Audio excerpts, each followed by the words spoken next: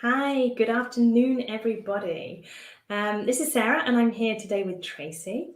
Tracy and I want to create a space, to share some of the things that we've been through, but with the idea that actually, with everything that's going on right now, with so many redundancies, kind of fairly large scale redundancies happening, that maybe sharing our stories as to what we've been through just to help others maybe who are on a different phase of their journey to understand what it's like. And also now maybe some reflections. So we thought we'd do a two-parter. Today is going to be about a little bit about why we left and why we walked away from industry, as I quite often call it, and also a little bit about what that journey feels like. So that's the topic for today. And then next time, what we're going to do is go back and have a look at from where our perspective is now, from what everything we've done since then. What are the reflections that we can now see that just you can't see at the time? So, Tracy, have you got anything that you want to kind of say before we kick in? Yeah, I guess I kind of want to say, like, for anybody that's in that position, that they're in a position of being made redundant, it's like, I'm really sorry to hear that. It's a really, really difficult moment, I think, for a lot of different businesses. And so, like, we wanted to create the space to kind of help with understanding and help you to maybe kind of like get your head straight as well. So, like, I think it's like, I'm thinking of you all because it's a very difficult time. Yeah, totally. It's almost an unprecedented time in terms of what's going on in the world and this, and it's almost like, and another thing, and another thing. Okay, so let's get on to topic. So I left industry in 2019. I believe you left when last year? Last year. Last year, okay. So maybe we start with, what was that realization? What was the point at which you realized, I need to go. I need to make this decision for me. Yeah, I think so. I lost my job in June last year, basically, and in terms of the realization, it was a couple of things. I had a lot of different struggles at the same time, basically, because I lost my job in Italy, basically. So I was in a foreign country, and it was post Brexit as well. And so my having a job and being able to stay in the country, they were very much interconnected. So I think that I had to think bigger. I had to think not only about what I wanted to do next in terms of a job, but also what I wanted to do next in terms of my life and where I actually want to live. And in terms of like the realization, like I was in a state where I was actually training to be a coach at that time. And to train to be a coach, you have to be coached. And so it was a very, actually, a very, very wonderful time to be coached so much, because it was really a lot. It gave me a lot of opportunities for self-awareness and for reflection. And I think that I probably was doing something, probably what a lot of people were doing, in the sense of saying, okay, I just need to get back on the horse and keep going, keep doing what I need to do, keep doing what I know, keep doing in the path that I've been on. I've been working in industry for 17 years. So that's a really long time. And so, there was this obligation in my mind that I needed to keep going. And so I was all for continuing to look for another job in the same field. But what was actually coming up when I was being coached was I was saying, okay, I'm going to go and find another job. But the energy that I was using to say it, and my body language, was just suggesting that actually that's not what I should be doing at all. So I was like saying, oh, okay, I'll just go and find another job, and it's probably the right thing to do. And so my energy was so low about it, but I just felt this obligation. So there was definitely like a conflict there. And so I was thinking about moving back to the UK. I was thinking about trying to find a job in another country. And I guess to answer the question, the realization came from when I realized that I was saying no to a lot of things.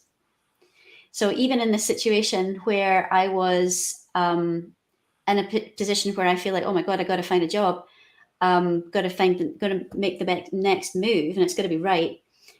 And I got offered a job in Holland, and it was for a company that I had always wanted to work for, but I said no because it was in Holland, but it was in a location that I don't think the weather would have been very good. So I actually said no because of that. And I got offered I was in discussions about a job back in London for a company, like another company that I had connections with. And I said no to that. And so the realization came from realizing that I was saying no to everywhere else because I wanted to say yes to Italy, which is where I'm calling from now. What about yourself, Sarah? What happened? It's interesting because obviously I was in a similar position in the fact that I live in Germany, I'm British as well. My situation was obviously slightly different in the fact that I went off with burnout. And I remember sitting at home that first day and thinking, how did I get here? How did this happen? I've always been able to survive. I've always been able to push on. I've always been strong enough. Why aren't I strong enough now? And I remember, blocking friends out, not really wanting to have any kind of contact for quite a long time. So this was to end of 2017, this time, of the year. So grey outside, dark. And I actually went on a process. So I went into counselling because they believed it was a psychosomatic burnout. And to me, again, it was like, well, how does this happen? And my reflection now is I went through all the amber traffic lights. My body was giving me enough warnings to say stop, and I just carried on going. And I kept on justifying it for a number of reasons to myself. So I was off sick, and I had fever about 4 days a week for about 3 to 4 months. Whilst I was off, actually, my mum passed away very suddenly from dementia, and it was that moment. That was the moment where I recognised that I had a responsibility to show up in my life, to make the decisions I wanted to make me happy, and to live a fulfilled life where I was really, what I realised was I wanted to be a role model for my 2 adopted girls. So that was my realisation point was, I can cut this any way I want to, but I'm not happy. And I know I should be grateful for the job that I had. I know I should be grateful for how far I've got in my career and all of these things that have been holding me back for so long. And yes, I'm earning lots of money, but it wasn't making me happy. Yeah. And so that was the realization. I came back into the business and they were offering me various different things. And like you, I was just going, I don't want to do this. I don't want to do this. And eventually went into HR and said, I don't want to do any of these roles that you're offering me, and I think I want to go. Yeah. Yeah, I think I resonate a lot with having really kind of pivotal moments in your life when you have the opportunity to reflect and or have an opportunity to restart or reset. And I was living in China until 2020, which of course was the year that COVID hit. And, I guess that COVID gave people, especially foreigners in foreign countries, it gave them a lifeline to say, you can leave. It's okay for you to leave. There's a global pandemic happening. This can be your out. And I think that in that kind of moment, I definitely was taking a lot of perspective. And it was also the same year that I turned 40. And a bit like yourself, I was definitely in a position where I'd gotten to director position. I was head of industrialization. I felt really grateful to get to the point in my career where I did as well. But I felt really empty. And I remember a specific moment where I was sitting in my apartment in China, looking out to to the Bay in Shenzhen and Shekou. It was a beautiful apartment, which I loved to bits. I loved that place. And I didn't have to pay rent for it. Like, I was getting good money. I could, like, before COVID, I could travel. I was in a really good position, really projects. It was the type of company that I always wanted to work for. And I just was like, I'm miserable. Like, I'm really not happy. And so I kind of kept going in the cycle. Like, in 2019, I was feeling like that. And in 2020, it was a real perspective of, I remember sitting with a friend, and it was Christmas 2019. And I was sitting down with a really good friend of mine, and I knew I needed to get out of China. I knew I needed to get out. It was going to kill me. And it was just like a moment of, okay, where do I want to go? Like, where do I want to go next? And then it took me until September, so 9 months to get out, basically. But in the end, like in May 2020, I was going to be turning 40 in the August. And my brain went, I do not want to be in China, and I do not want to be doing this job, which is making me sick. Basically, I was burning out. My weight was falling off me. I couldn't keep weight on me. Yeah, I couldn't keep weight on me. I was probably like 10 kilos lighter than I am now, easily. And I knew that was the moment. That was the moment that I just had to get out, and I had to make a stop. When you look back at change. when you look back at what you think today made you unhappy, can you try and explain it in a way that others can understand?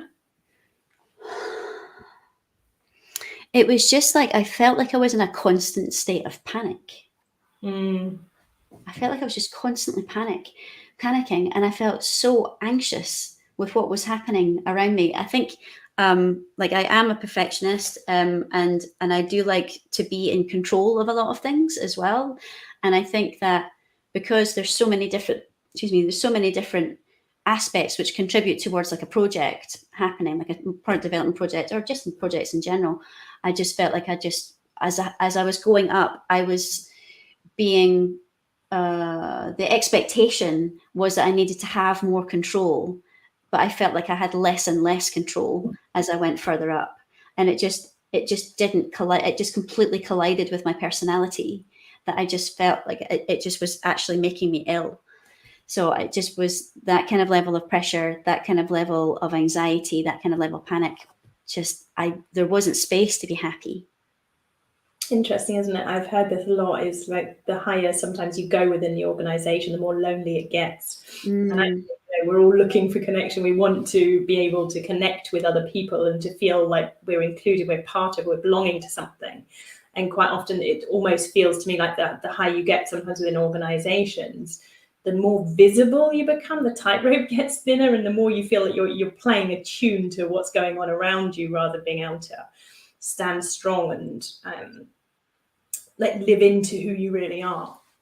I'm actually very curious. I do want to ask this question because we've been getting to know each other through these talks, and obviously we talk a lot offline and stuff. And so I'm getting to know you as a person, and I'm very curious about what type of leader you were, because I know what you're trying to do, and like your mission and your goals with Unique You, and your goals as a coach, and it's very, very people centric and stuff. And I just was really curious, what type of leader did you want to be when you were working?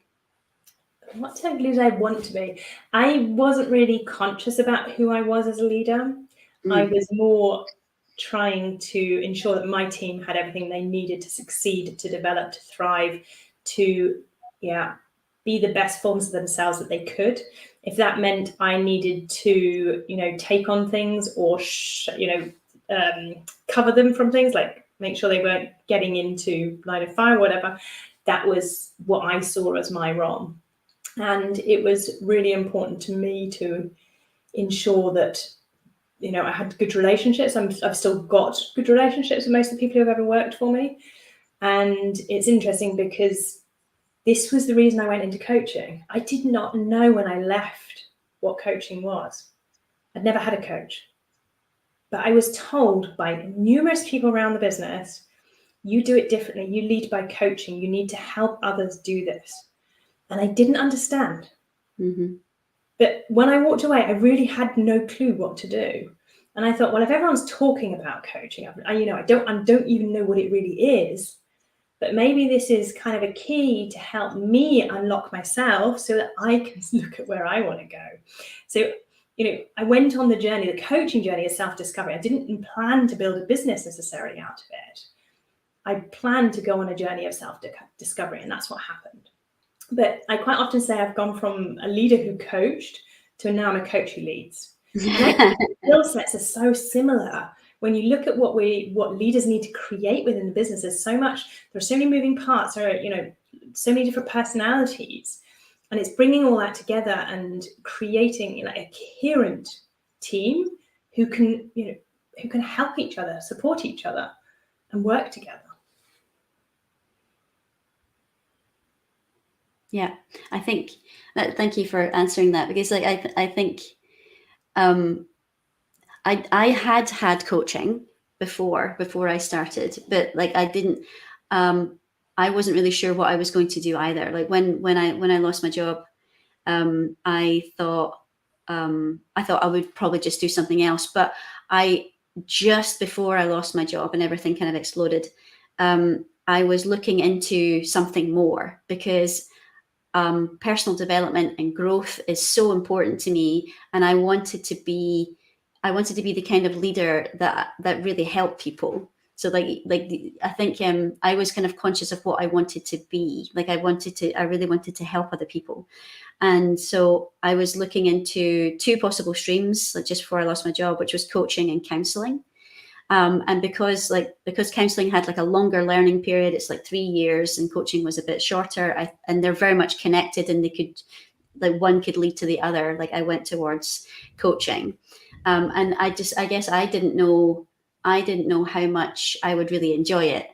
I was really nervous when I did it, and I absolutely loved it. And it just adds to who I want to be, and the kind of person I want to be, and how I want to help others. It just adds so much to that. And then, as I mentioned before, you have to be coached a lot to kind of be able to learn to be a coach. And that, I see that period in my life. And I also went into counseling as well, because I knew I had a really unhealthy relationship with work, and because it led to my burnout. I kind of constantly pursue external validation. I don't deal with failure very well. And so I have all this awareness. And so I really needed to kind of channel it somewhere. So I did do counseling in conjunction with coaching, basically. And I feel like that was such a dynamic combination.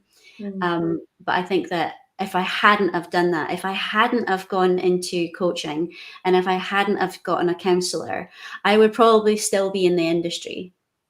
I would probably still be doing it, but I'm pretty sure that I would not be happy. And I'm pretty sure I'd be running towards another burnout.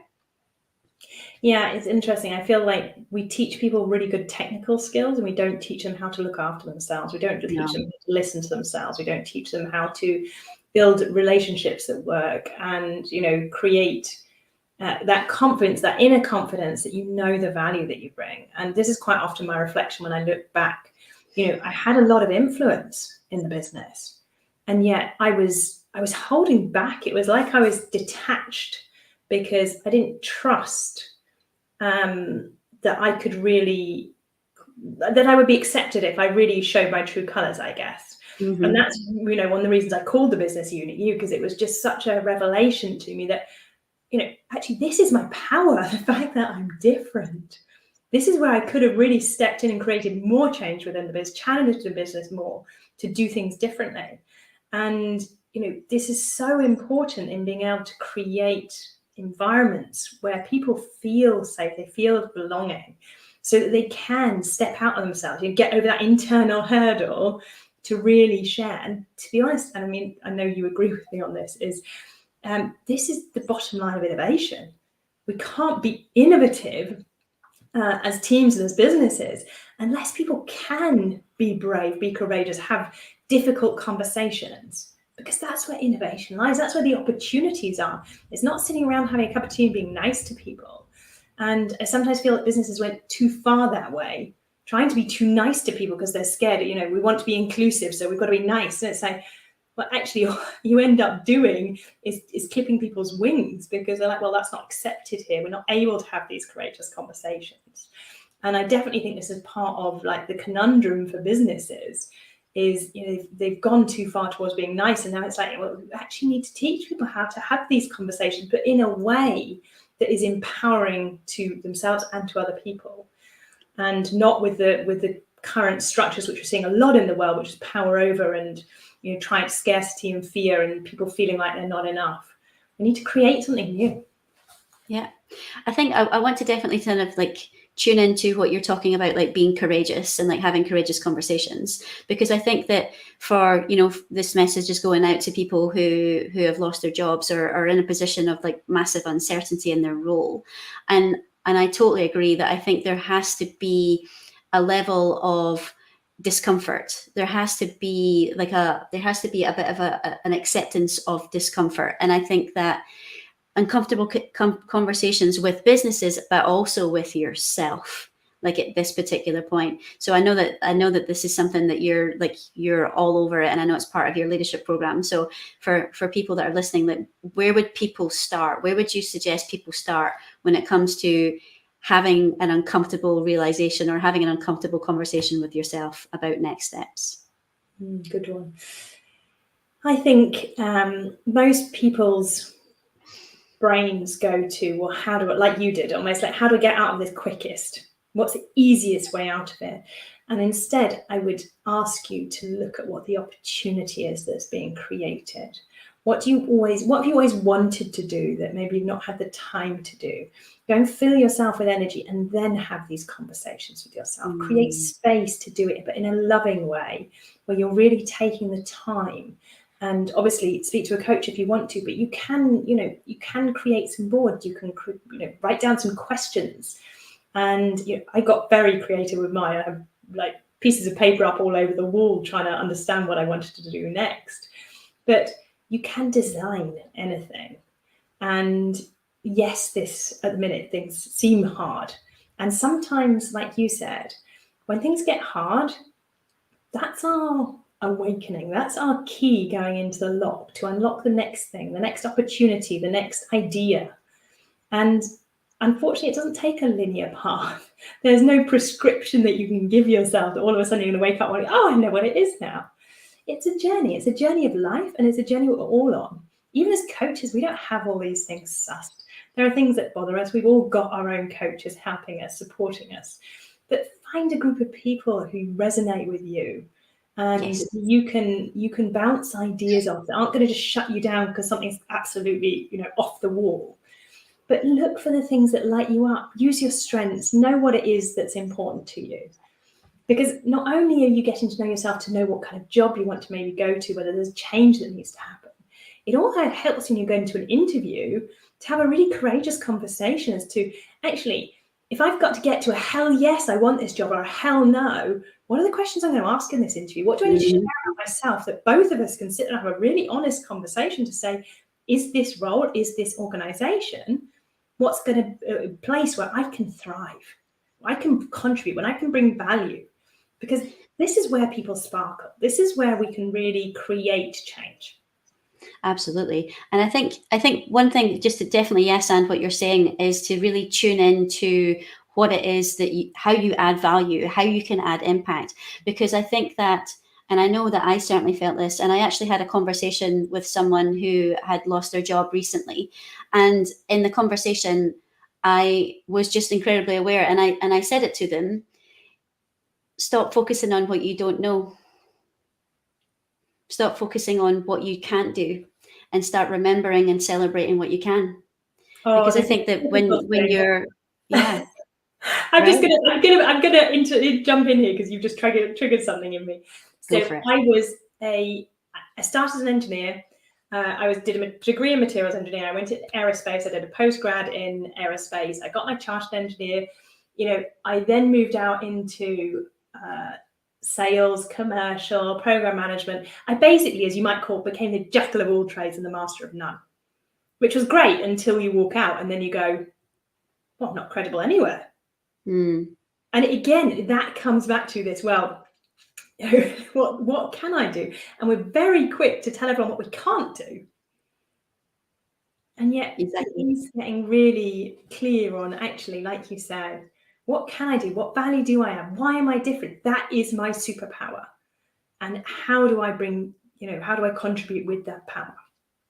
And what I would add to that, because I would say hell yes to that, but I would say that some people might not necessarily have the tools to be able to look at that. And so what I would start off with, and please yes and me, is that if you can't think about what you're good at, then think about why people come up to you and ask you questions. Yeah. So if people come to you, like if you can remember from your jobs or even in your life, if someone calls you up and just sort of says like, Sarah, I really need your help with X, Y, Z, and try to recognize the patterns in how other people interact with you, because that's the value that they see in you.